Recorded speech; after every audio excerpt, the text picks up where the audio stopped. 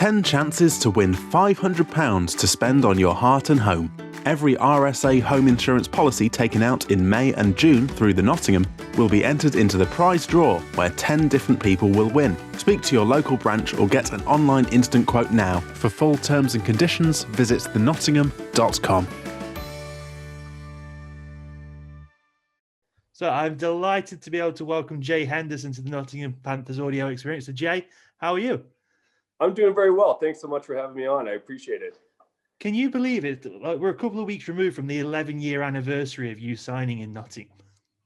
Time goes by so quick, you know. I was thinking about that the other day. It's been so long, but a lot has happened since then, right? But the good old days, I certainly do miss them, no question.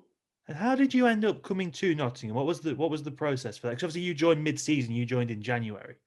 Yeah, I came in about halfway. I was in the Central Hockey League, and I didn't like the fit where I was, and I ended up reaching out to Cory Nielsen, and he said there was a possibility of him. So I ended up skating in the Central League, and kept in touch with Cory, and then reached out to him when I pretty much had enough of where I was, and then the opportunity and opening was there, so it worked out very well for myself. But a little late coming in. It would have been nice to be there for the full season, of course, but coming in and getting my conditioning up to where it was a little bit behind the eight ball, no question.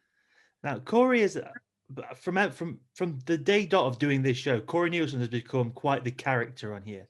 There's no one quite like Cory Nielsen. So what were your first interactions with him like? And how did you take him? Because he's got a very British sense of humor, to say the least.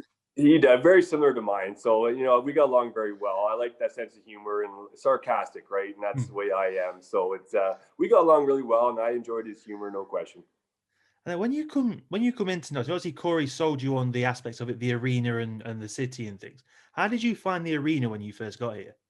Absolutely awesome. There's no better environment. My first game was against Sheffield, in Sheffield. So that was obviously a welcome to pretty quickly, right? So I ended up scoring my first game, which was nice to get that out of the way. But yeah, the rink and the fans in Nottingham were absolutely amazing, and I loved my time there.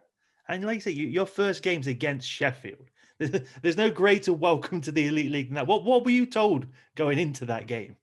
Well, I mean, I didn't know all that much, right?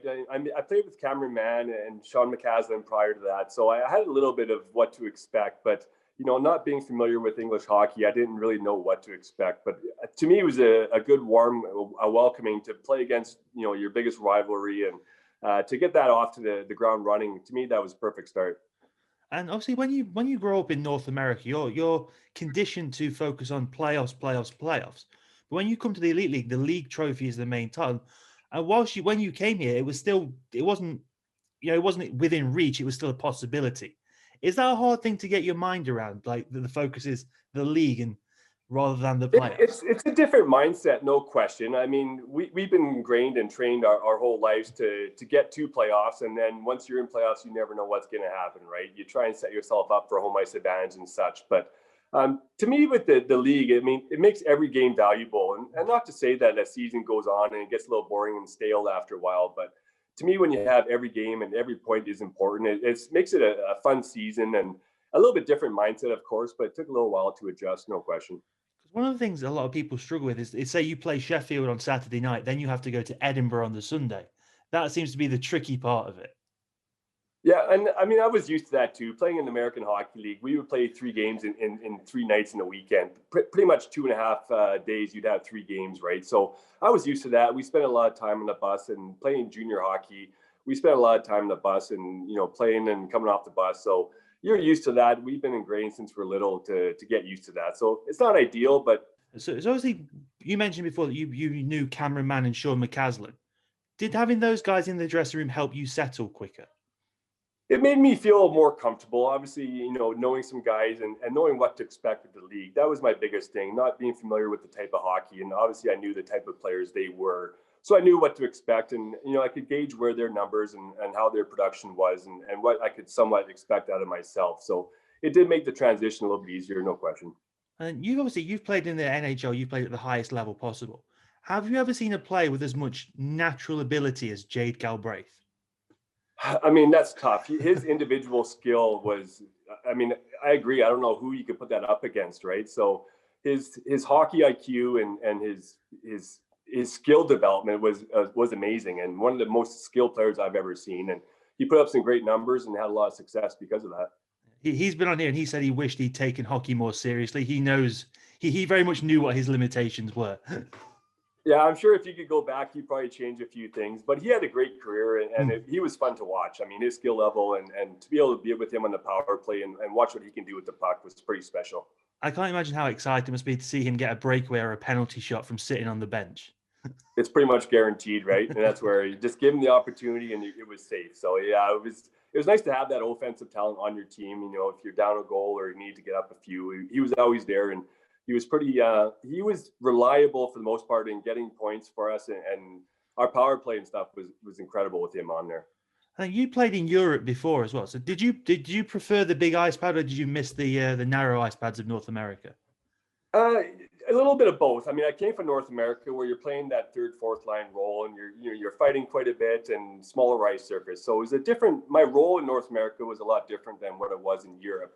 I went over to Europe, to Germany for my first 3 years. It took me a little bit of while to get used to the game because I was so used in North America to dumping pucks in and going and hitting and trying to get pucks back, right? So it took a little bit of time for me to get used to the North American game and puck possession and keep the puck because you work so hard to get it back. So it took me a little while to get used to the North American game, but once I did, being a fast skater and that being one of my strong suits, I enjoyed the bigger ice and a little more time with the puck for sure. And were there any road rinks in the Elite League that you really like to visit? Well, I mean, Cardiff wasn't always the best rink, but it was a great environment. And you're the first person to ever pick Cardiff. Yeah, and probably be the last one. But I like those old rinks with the character, right? Instead of having a brand new rink, I like those rinks that are, it's tough and it's dirty to go in, and no matter what, it's going to be a hard game. So you have to be right mentally for those games. And I always felt playing Cardiff, they were always in it. It was always a physical game, and that's what to expect, right? To say it was nicest rink, no, that's a stretch for sure. But I like those rinks for sure. Especially because they were built for that rink. They were always built. Whenever they came to like Nottingham, they struggled. When they were built to play in Cardiff because it was like land of the giants down there. Well, I remember Voss. I mean, I played against him in junior, right? And he was a big guy back in the day when I was 16, 17 playing against him. So I was familiar with him. But yeah, they always had a big group, and you had to be awake and aware of what was going on in Cardiff. There was no steeper games for sure. And how did you find it with Corey being a player coach? Because that's quite an interesting role. Yeah, that was my first time experiencing something like that. I mean, that's the way UK hockey is. So again, that's a little bit different for me, but he was good that way. He was able to juggle the fine line of, coaching a team, but also performing and expecting out of himself. So he had the experience and he was a great player, and I had a lot of respect for Corey. And you were very quickly put together with Mann and Sean McAslan on the ice. That was the line and one of the most feared lines in the league for your time here. How much fun was it to play with those two guys? It was awesome. I mean, I knew Cameron. We played that my first year in the American Hockey League. We were together for 3 years. So we grew up a little bit together and knew each other. And he's a great guy. And I miss Cameron. I haven't talked to him for a number of years now. But pretty lucky to be able to play on that line, obviously with Sean and Cameron, two, really skilled guys. And the whole point for us was to put the puck in the net. I wish we could have done a little bit better than that. But again, that was at the end of my career, and it was a great special plot for me, and that's where I finished my career in Nottingham. So I was pretty grateful for that. And then also on that team, you've got British players like Danny Myers, you've got David Clark there, Mark Levers. Did the standard of the British players surprise you at all? I love Clarkie. I do. I mean, what a special guy. He drove me the rink quite a few times in the morning for practice and stuff. And I was very impressed with the skill level of the UK guys. Stephen Lee was there. First year in Nottingham, sorry. Yeah, exactly. So there was a lot of individual skill, but also great people. And that's what I liked most about them. They made you feel welcome and included. And it was just a great team to be involved with, right? So they had a big part of that for sure, no question. And then you won Calder Cups in the past, which is a very hard competition to win with roster movements and things. Was that one, did Corey, when he spoke to you about coming in, was that championship experience something he wanted to lean on with you?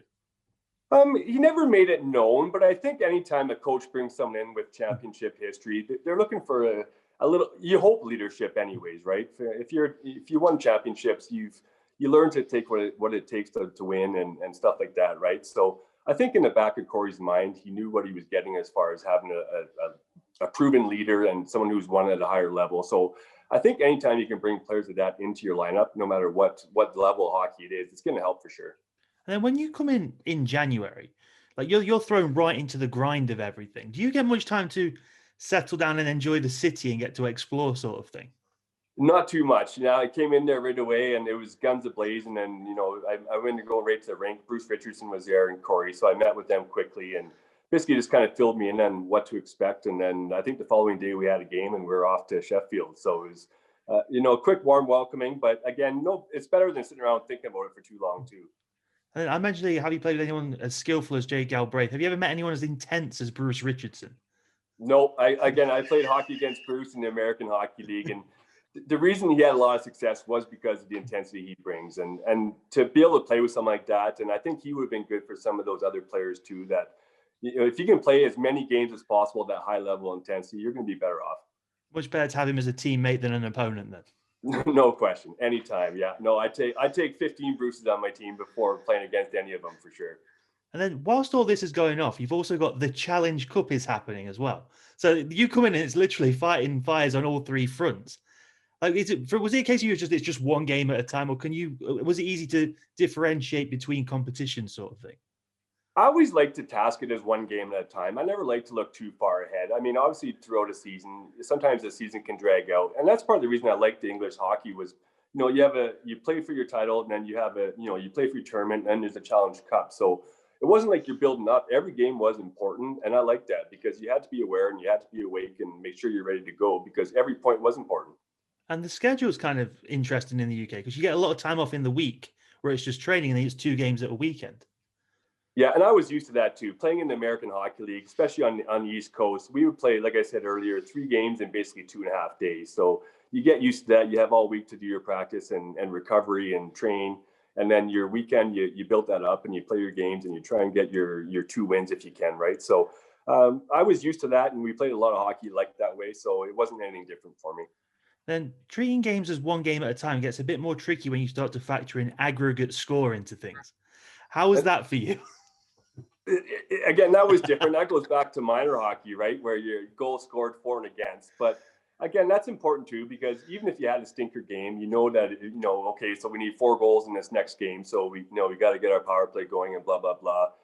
You try not to get behind and think that way because every game is important. But again, it is nice because if you do have a stinker or, there's an injury or something along those lines or if your goaltender wasn't hot that night, whatever the case may be, right? So you were never out of it, which was nice, but it gave you the option of working your way back into this series as well. And obviously, you like you say, you made your debut against Sheffield. You got that taste, and then obviously the Challenge Cup semi-final was against Sheffield. So by that point, were you all in on the rivalry and you hate those guys? There was no question at that point. Yeah, after that first game, it was a physical game. I remember scoring my first goal, and that was a great welcome to Nottingham, right? But I couldn't have picked a better opponent to play against just to get you welcome to the Elite League, right? So I was grateful we had them, and it was a great experience for me and an eye-opener for sure. Because there's nothing quite like that Nottingham crowd. Like it's good against all teams. When you put it against Sheffield, that crowd is just different. It's absolutely nuts. Absolutely nuts. I do miss that. I mean, the rivalries in hockey and Sheffield and Nottingham, to me, is one of the best I've seen for sure. And how did the standard of the hockey in the UK like compare to, say, when you played in the DEL or the EBL sort of thing? Yeah, pretty good. And that, like we talked earlier, I was impressed with the skill level of the elite players, the English players. And that's like, I didn't know too much about English hockey, but a guy like David Clark, who's had so much success playing at that level, and you can see why he has, and his skating ability was phenomenal. A guy like Mark Lever, Steve Lee, I mean, he was up and coming. He was a young kid. And I know after I left, he had a lot of success in that league as well, right? So the level was very good. And looking back, I probably would have gone over a lot sooner, knowing the level and the level of hockey was really good, and I was impressed. I'm guessing you weren't volunteering to block David's shots in practice.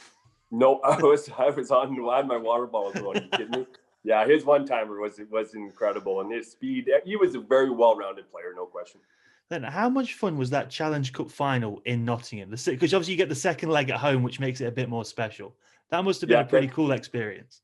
Yeah, the second one at home is always better, right? So like I say, the fans in Nottingham, it was pretty much sold out for the most part, and it was chanting and it was loud and just a great environment to come into. And so you had no option but to be ready to play the game because, the fans were there and it was going to be a great game. So if you weren't ready for that one, there's something seriously wrong with you. Now, where does the goal that Marty Gascon scored in that Challenge Cup final rank? Where he's lying on the ice and he reaches behind his head and somehow knocks it in. Where does that Oh, I rank in goals remember you've that to seen? this day. Yeah, what a special moment that was too, right? So Marty wasn't the biggest player, right? But he worked hard and he went to the hard areas and he got rewarded for it. I do recall that goal. What a special moment for sure. Yeah, he had because he played with Bruce and Kevin Bergen, so he had those guys running around just talking French to each other. I imagine the whole time. Well, Bergie had I think he had a fish and chip named after him, didn't he? He had a kebab or a burger or the Burginator. Yeah, I think so too. Yeah, exactly. So yeah, it was a great bunch of guys, and like I say, I do remember we were a close knit team. I do remember how close everyone was, and we got along well, and we all got that was the biggest thing was we were a good team and got along well as a team. And now, obviously, when you look back on it at the time when you got your hands on that Challenge Cup trophy, that's not a job done there. But when you look back on it now, that almost makes it worth it, doesn't it? The short stint you had in Nottingham, lifting that trophy. Yeah, anytime you can win. I mean, like we talked earlier, I didn't know what trophy was the biggest to win coming in, and like I say, I came in halfway, so I wasn't there for the first half of the season, so I didn't really understand the importance of winning the league at that point, right? I was always, you get to playoffs and you try and win the playoffs, and that was the one you played for. But anytime you can, whether it's a tournament throughout a season or a championship or playoffs, whatever it is, anytime you can win, you've done something right? And that's where winning is tough to do. If it was easy, everyone would do it, right? So it's one of those things that anytime you can win, you're obviously set yourself different from somebody else, and you're doing something different. So it was important for us to get that win for sure. Now, when you win a trophy in the middle of a season like that, do you think that sets you up better for the running? Because it makes you more motivated to taste that feeling again? I think it can work both ways because obviously other people's changes so Nottingham was a good team. They're probably going to be in the final. So they're going to take you a little more serious as well, right? So you can't really fly under the radar that way as well. But to me, I'd rather be known as the best. And, if you're going to come after me, you better beat me because I'm me ready to play. And that's the way I looked at it, right? So if you're ready to play and you're committed, you should have no problem. And one of the unsung heroes of the Panthers is he's part of the furniture there. I think he will be. Well, he was just going to morph into part of the arena at some point. Is Goody. He really looks after the team, doesn't he? So I mean, what an important part to that team, right? And I mean, Scott Poundall was there too, and both those guys were absolute beauties, and I loved them. They treated me great and got everything I ever needed and wanted. So I thank them for that, and they made me feel important and special, and that's all you can ask for a trainer, right? But they made you feel included, and that's very special. And after you win that Challenge Cup, focus turns to the playoffs. And obviously the playoffs in the UK are very different. The only thing I've ever heard them compared to is the Frozen Four. But what are you getting told in the build-up to this special weekend? Because you've got to make it there first. But I imagine people are talking about it before that all happens. Yeah, and again, that goes to the expectation, right? We were expected to be there. So again, you don't want to let anybody down and you want to win. But I say and it makes it important that way because every game is important. If you're playing in a playoff series where, let's say it's a 5-game series or 7-game series, well, okay, I had 1 or 2 games where we didn't play all that great. But when it's a small tournament like that where everyone's playing each other, every win is important. So again, I like that way. And it's a little bit different mindset, but it was very special. And the quarterfinals were against Edinburgh, if I believe correctly, to make it to the weekend. And you go away on the Saturday and home on the Sunday. So in theory, you get the worst of it because you've got the 2 bus trips rather than their 1. How did you find that? Because their rink is huge. Their rink is actually the ice pad itself large. Is the biggest one in the league. Yeah, it was large. Again, it was one of those things. Obviously, you don't want to hop on the bus. You don't want to have a lot of travel that way. But again, you're playing and it's important and you're in the final. So, I mean, it's an opportunity and you're excited. So you're not really thinking about where we're going and how long it's going to take us. And, it's more of what can I do and how can I, properly make sure that we're ready to go and have a chance to win this game. And one of the interesting things about is that the first leg ended in a 4-4 draw. When would the last time you played in a draw have been? Probably minor hockey, right? Until there's, I'm trying to think, because we always had overtime and there's never any ties, right? So probably I'd say minor hockey, yeah, no question. And you make it through to the playoff finals weekend, like you qualified now. Is there excitement building towards it because obviously as someone who's new to the league, you're getting to experience it for the first time. So what's the feeling leading up to that? Because you've got a game against Belfast, who are a very good team. It's funny because it's catch-22 because your season's winding down and you're almost getting ready to go home, but it's the important time of year and you want to win and you want to be around your teammates and stuff, right? So it's a little bit catch-22 because your season's winding down, but you want to make sure it ramps up and you win and go out with it as a winner, right? So anytime you're in the finals or in a term like that, it's so important and you've earned that right to be there. So it's again, I think you owe the fans and you owe it to your teammates and everyone else that you're going to put in the best effort you can. And then you get there and it's a very unique atmosphere because it is at home, it is in Nottingham, but half the crowd's now booing for you when you get out there. What was it like skating out into that environment as a player? Yeah, one of these. What's going on here? Why is it? Did I do something? Why are my fans booing me? Right, but that was right because everyone had their own section, and that was neat, right? Because there might be a game before you, or their section was cheering, and you. It was just like a really minor hockey tournament where everything was just about the tournament and the game itself, which was a neat experience. So I loved it, and like I say, every game was important, and you don't want to get behind in any moment. And thankfully, they've changed the rules these days. But back then, how frustrating was it to lose that game in a shootout? Wow. I mean, I hate shootouts, period. I get it's the quickest way to do it, right? But I always find that shootouts, it's not necessarily a team win. It's, individual skills or it comes down to goaltending. But I always like overtime where there's a system in place and such, right? So it's good because you have a winner quickly, which is nice. But again, I don't know if it's a proper way to come up with the victor, that's for sure.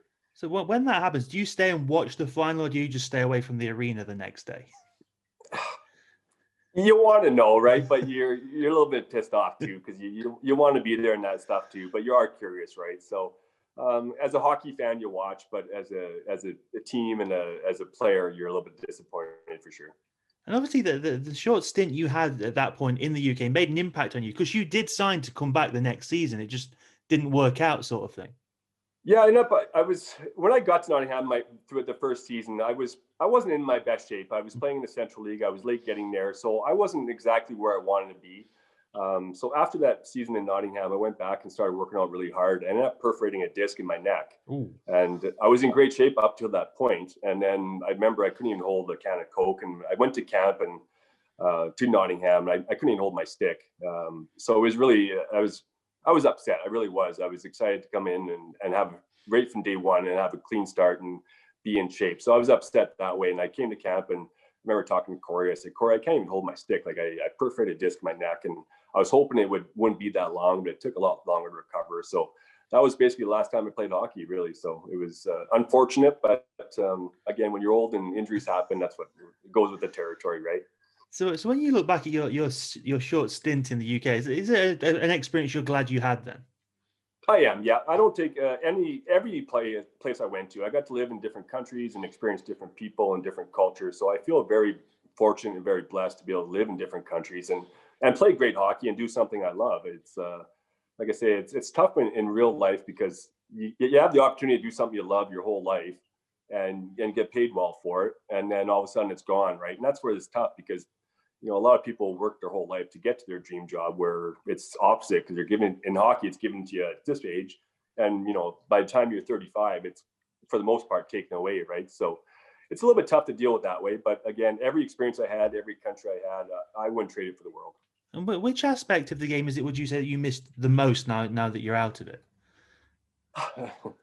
It depends on the day, right? There's days where you miss fighting and there's days where you miss scoring. But there's days where you're in a bad mood, and it's just being around the guys and being in that team environment, I think, is what I miss the most. But there's days where you have a bad phone call and you just want to go out and fight for 5 minutes or whatever the case may be, right? But I do miss it all. I think I was a pretty well-rounded player, and I liked playing every aspect. I enjoyed fighting. I enjoyed scoring. I liked it all, right? And I got into coaching a little bit when I was done as well, and I enjoyed that, an opportunity to give back. Obviously, like I mentioned before, you played in the NHL. And I'm not asking you to compare the NHL to the Elite League. Obviously, the arenas are different, they're bigger and all sorts of things. But how does it compare atmosphere-wise, like an Elite League game against Sheffield to a home game in the NHL?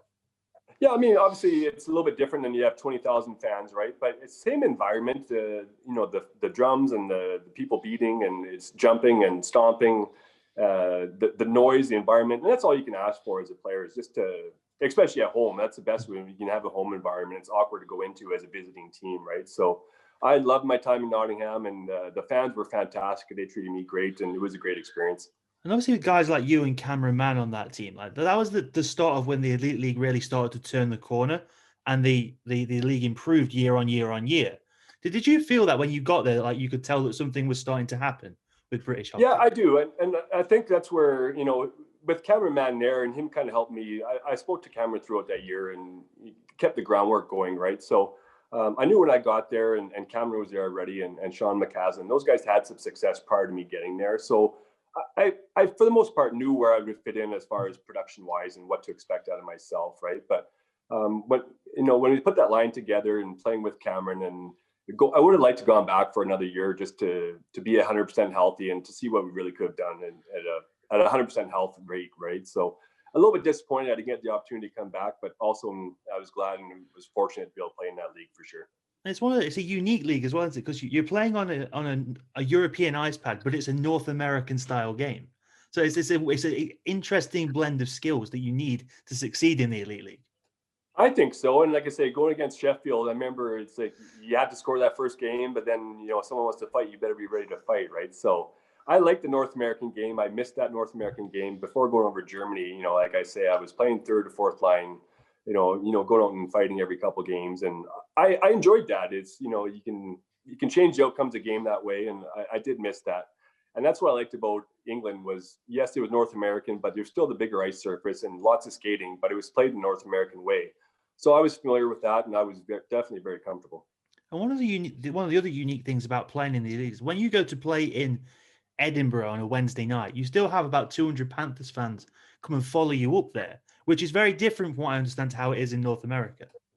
Yeah, I mean, in North America, you might get your one minivan that, there's 3 or 4 people that go together in the rink, right?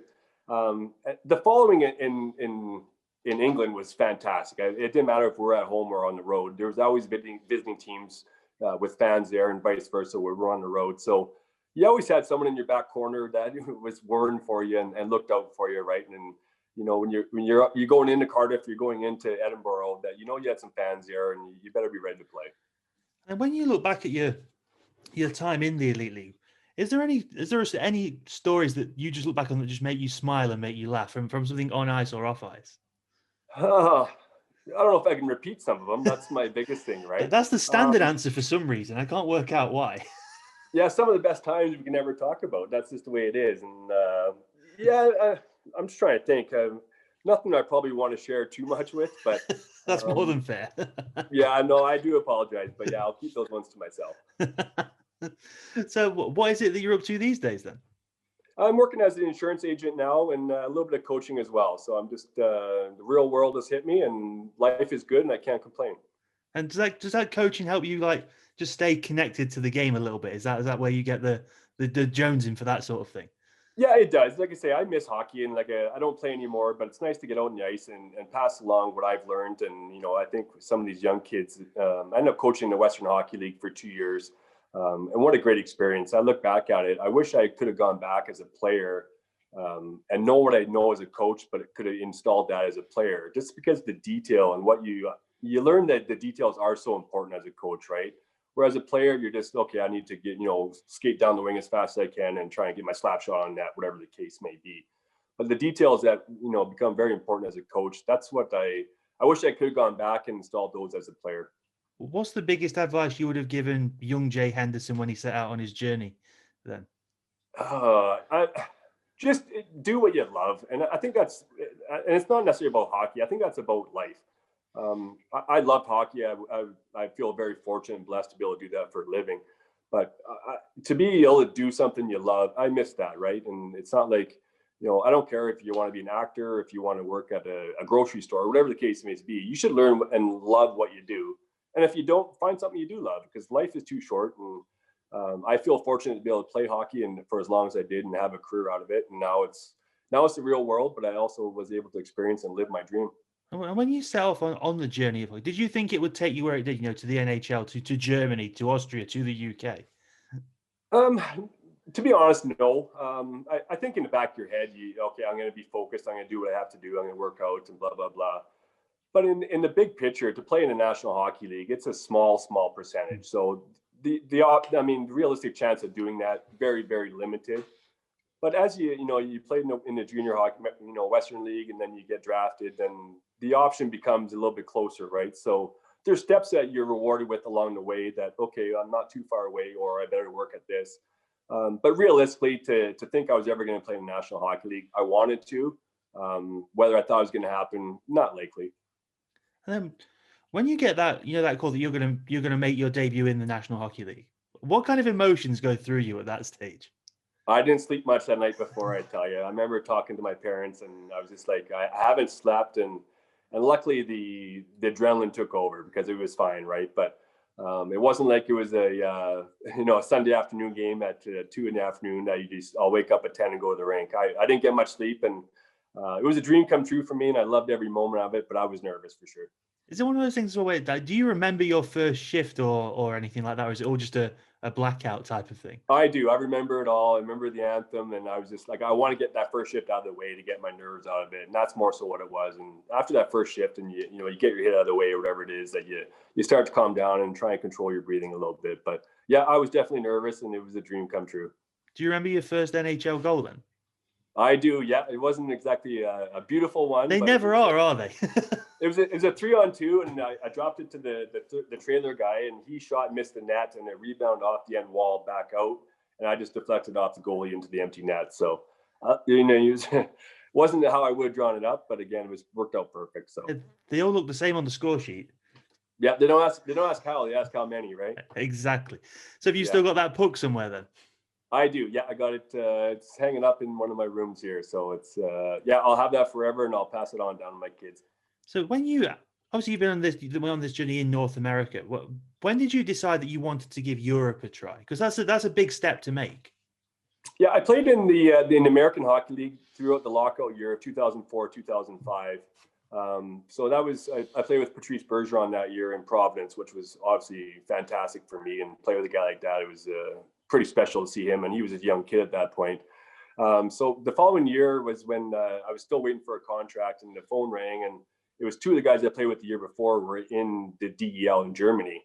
And I said, well, if I'm ever going to do it, it's probably the time now. Worst case, I'll have a few buddies on the team that at least I can make a good year of it. And so I ended up going over, and it was a little bit late. And then once I did, I loved it. I wish I would have gone over soon enough. And it took me a little while to adjust to the European game, but I loved the size of the rink, and the fans and everything about it was fantastic. So I probably would have gone over sooner, but it worked out well. The timing was right for me as well. How did you find the culture change from because obviously living in North America is different to living in Europe. How did you find the culture change on that side of things? Yeah, Germany was a little bit different. My daughter ended up being born in Germany, which is cool. A pretty cool story right now, right? But I started in Augsburg, which was, Bayern Munich, more the southern Germany, and then ended up for a year and a half in Frankfurt. So when I went from Augsburg to Frankfurt, Germany, I remember going to restaurants trying to order off the menu in German in Frankfurt, and they would answer me back in English, which was fantastic, right? So it worked out good that way. So the two different cities, obviously being an international city in Frankfurt was a little bit easier as far as adjusting, but I loved it. And to be able to live in the cultures and to travel, I loved it. It was fantastic. And just to circle back a little bit, you mentioned you played with a young Patrice Bergeron. Could you tell even at that age how special he was going to be? Yeah, he was. So he was 19. So he played the year before in Boston as the 18-year-old. And then because of the lockout year in 2004, 2005, he came to Providence. And you could tell he was a special player. And he was 19 years old, and he was physically dominant. He was, he was one of our best players at that age, right? So to learn from him and to someone have to protect him, that was where I think they kind of brought me in a little bit just to make sure no one's taking liberties on him. And like I mentioned earlier, you've won Calder Cups, and that's not an easy trophy to win because of roster call-ups and shake-ups and things. You won that trophy multiple times. Was that a case of teams not being disrupted as much, or was it just a good, team organization down to the ECHL level sort of thing? Yeah, a little of both. So my first year in Providence, I got called up after my last year in junior to play the 11 games of the season before. And Providence at that point was, I think they were the worst team in the league. And then the following year, they changed coaches and brought in some signings that way. Peter Laviolette, who they brought in as a coach. And then we ended up finished setting a league record that year for most wins and ended up winning. So it went from basically, not making playoffs and having a terrible team to basically running through the table and winning the championship, right? So I don't think anyone expected us to come out of the gates flying that way, but it was just a really close-knit team, and it was one of those, we had the right mix of skill, toughness, coaching, youth, a little bit of everything. It was meant to be. It worked out well. And then, so won that year, and then a few years later, I ended up getting traded from Hartford to Houston, Texas, and then that worked out well. We ended up winning the championship in Houston, and again, Houston was fantastic weather, and sitting by the pool every day during playoffs was awesome. And then the following season, I was looking for a contract again, and Milwaukee came calling, and I ended up, okay, this sounds great. And I knew a few people on that team, and again, we came out of the gates flying and won the whole year that way again. And anytime you win a championship, the year drags on, but it's unbelievable how quickly the year goes as well. I find when you win, it seems to go by quicker than if you don't even make the playoffs, right? So things are, when you're winning and going well, that's what you like. And obviously, like, you played in Boston, which is one of the most renowned sports cities in the world, but they're intense and they expect a lot from their athletes. What's it like being in that environment? I think any city should be like that. Like, you're paying these professional athletes well, and every athlete works and they want to do well. I'll never question that. But to me, it's like, it's no different than if you're a dentist or if you're whatever your occupation is, you should want to be the best. And I get, you might be limited in certain areas, but to me, I always wanted to be the best, whether I was going to be or not. But the fans, and if they expect you to give 100%, and you might not score, you might not win a fight, but they expect you to give 100% in trying to do that. And if you do that, that's all they expect. It's like Boston and Philly are the two most intimidating places to go. Like you hear that's the story. Yeah, it's true, right? And then I remember with Boston Montreal games, that was the big rivalry, right? So yeah, it was expected that if you turned away from a hit, you wouldn't be playing, right? So it was one of those things, you knew how you had to play, and it was just the game was a little bit different back then. It was more in your face and physical, and it's changed a lot now. But again, I think fans should expect that out of all their players, and their players are paid well and they're compensated well for it. So if you're not going to give 100%, let's bring someone that will. And I'm not going to ask you. Don't worry, I'm not going to ask you to compare Bruins, Habs to Panthers, Steelers. Totally different. You said it is totally different, but does it get you up the same way for rivalry games? In Germany you would have the same. I'm sure they would have their rivals, sort of thing. Do you get up the same way for each rivalry? And when you're just told we hate those guys? You do, and we knew that going into it, right? If you're going into Sheffield, you knew there's going to be, okay, I'm not going to fight tonight. Am I going to get hit? Is going to be a dirty player? You knew what to expect, so you're on your toes no matter what going into the game. And those games are always fun. It's, to me, the games that you don't have that are when it's like, well, what can we do to get motivated tonight, right? And to me, you shouldn't have to be motivated to play a game you love. Well, everything at Sheffield got really amped up when they brought in Mike Scroy, because he was a bit, I'll say off the wall would be the phrase I will go with. I remember there was one game against Belfast when he was here where he had like 3 fights in one game with Sean McMorrow. And it's just like, okay, that's a guy that you probably take notice of. Yeah, exactly. I played against Corey. He was in the American League for a number of years too. So I was familiar with him, and he definitely was one of the tougher guys, right? So nice to have those guys on your team. It creates a little bit of space for you. But again, you also have to be careful because you don't want to put yourself in too many penalty troubles as well, right? The good thing with them is that they wind up the home crowd so much that it must fire you up as well. So when he's doing his antics, the Panthers fans are getting so wound up by him that I'm sure that breeds into the ice. It's hard not to get up for any fight. I always like that. And that's, everyone always says, no one gets up to go to the bathroom during a hockey fight, right? It's just, everyone's up cheering. And same as a player, as soon as there's a fight on the ice, everyone's up on the bench, standing up. And it just, I don't know. I enjoy the physical aspect of hockey, and I hope it never goes away because it is a special part of it. So I have conversation with Gary, the general manager. He say when you watch a game, people clap a goal, but when there's a fight, everyone's on their feet. It's a different thing. And like you say, it'd be a shame if it completely went away. It's pretty sad that our society is that way, though, isn't it? Like it's kind of backwards, but I guess that makes it. I love football, hockey. I love those, right? And it's the physical sports, and you got to be ready to play. You can't just sleepwalk through them. Well, the thing is like it all goes back to the gladiatorial times, isn't it? There's nothing more entertaining than just two people going at it one-on-one for superiority. Maybe we're wrong to think that way, right? But it works for me, so I'm not changing. Well, UK hockey fans were brought up on that, so we've got an excuse. There you go. I was brought up that way too, right? I like the physical, and I I like the intimidation part of hockey. I do. I think it's an important part. I think that's part of that's missing from hockey now. The intimidation where you had to be ready. It's like I say, you're playing your third game in 3 days. You're on the road. You know it's going to be a physical game. You better be ready, because if not, you're going to get your face pounded in, right? So it was. Hockey is such a great sport. It really is. And that was kind of the thing on the Panthers team you're on. There was no out and out heavyweight on it, but it was all a bunch of guys who could. It was like toughness by committee sort of thing. Like Kevin Bergin was a big guy, but he could play. Like Dominic Damore probably should have been a bit more physical than he was at times, but he could play. Bruce Richardson would fight anyone, even if they were 3 feet bigger than him. It was almost like a committee effort. Then when you were brought in, you brought in an extra little more sandpaper to that roster. And I don't know if that's always the best way to be. I think it's good because maybe you're not wasting a roster spot on someone that's just there to fight as well, right? So I think we had the overall depth, which was nice, and team toughness. I take team toughness any day over one heavyweight, right? Because at the end of the day, the heavyweights usually only going to fight one of the other heavyweights, and that's all they're going to do for the night, right? So I'd rather have someone that you can rely on and roll, every third shift and go out and he's going to finish his checks every shift. If he has to fight, he will. He's going to do what he has to. He's going to draw penalties. So to me, having that depth and the team toughness, I think it's definitely a bonus. And also, from early on in that season, like before you got there were moments where Kevin Bergin was fighting Sean McMorrow. And even though obviously Sean McMorrow's got his reputation for who he is, the fact that Kevin Bergin dropped the gloves with him almost motivated the Panthers more than the Giants got out of that fight on McMorrow's side, because of Bergin standing up to the bigger guy sort of thing.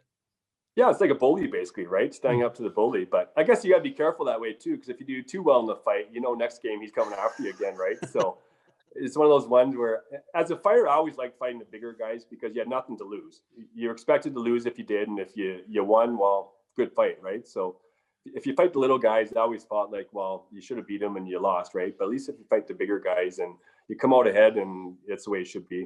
And obviously, there's nothing like a hockey fight. Isn't like I've never had a hockey fight or a real fight. I've never done that. But when you have a hockey fight, that's very different to what a normal fight would be like. Because obviously, you've got to skate at the same time. Who teaches you how to do that skill set, or is it just a case of just learning as you go? Yeah, a little of both. My first fight, I was 15 years old in the Red Deer Rebels in the Western Hockey League camp. And we used to do helmet glove fights in the locker room in Bantam hockey, right? Where it's just, keep your helmet on and throw your gloves at each other as much as you want. So I think you probably learn a little bit that way. But when I went to Red Deer, I remember, I was playing with 19, 20-year-olds at that point as a 15-year-old. And these guys were fighting 2 or 3 times a game. I was like, oh my God, what am I getting myself into? But again, they had coaches, and they had, some of the older guys, which would teach you, where to grab on and how to do it. And then you learn the hard way. I mean, you get hit if you get hit in the nose once, and okay, well, I got to change that up because that didn't feel good. And for the most part, you try and be safe, and you just try and grab on and throw where you can, and you learn as you go. And sometimes you take a tough one, and other times you probably do better than you should. So fighting is difficult, but it's also, it comes down to balance, and are you lefty, are you righty, where are you tying up? There's so much goes into it, and it's just a matter of trial around. And at the end of practices and stuff, we would always play around fighting and where to grab on and stuff as well. Is the first thing you try to learn, obviously, protect yourself first and then learn how to throw the punches at the same time? For me, being a smaller guy, yes. I think some of the bigger guys where they have the long reach, where they don't really worry about it, right? But me being a smaller guy, I had to worry about where I grabbed on, and because I didn't have the long arm reach. And if I wanted to exchange with someone with longer arms can hit me before I hit them, right? So it was more just trial around and where to grab on the arm, how to pull them off balance and stuff like that. And you slowly just you work at it and you find what works for you. And so when you were growing up watching the game and obviously falling in love with it, were they the kind of players that you gravitated to when you were watching the game as a young kid? I did. I was a big Gretzky fan growing up, but I also was a Dave Semenko fan growing up too, right? So he was Gretzky's protector. So they had guys like Dave Brown for the Edmonton Oilers here that I absolutely loved. And like I said earlier, anytime there's a fight, everyone's on their feet. Not everyone's going to stand up for goal. They might clap, but you guarantee with a fight, they're going to be up on their feet, right? So it's part of the game, and I'm glad it's part of the game. I hope it continues to be part of the game. And just to tie everything back together by bringing it back to the Elite League and the Nottingham Panthers, if you had to summarize your time in the Elite League, how would you do that? Absolutely awesome. I would do it all over again, and I wish I could do it longer. I got treated very well there. And please say hi to Gary for me. It's been a number of years since I've seen Gary. He's still going. He's still Gary. He's a good man. Yeah, he's a funny man. I like Gary a lot. So I would do it all again. I love the people. I got treated very well in Nottingham, and the hockey was great, and the teammates were fantastic. So I have nothing but great experiences there. Well, Jay, I cannot thank you enough for your time today. This has been an absolute pleasure. I've loved this. Yeah, absolutely. Anytime. I really appreciate you making the time for me. Thank you. 10 chances to win £500 to spend on your heart and home. Every RSA home insurance policy taken out in May and June through the Nottingham will be entered into the prize draw, where 10 different people will win. Speak to your local branch or get an online instant quote now. For full terms and conditions, visit thenottingham.com.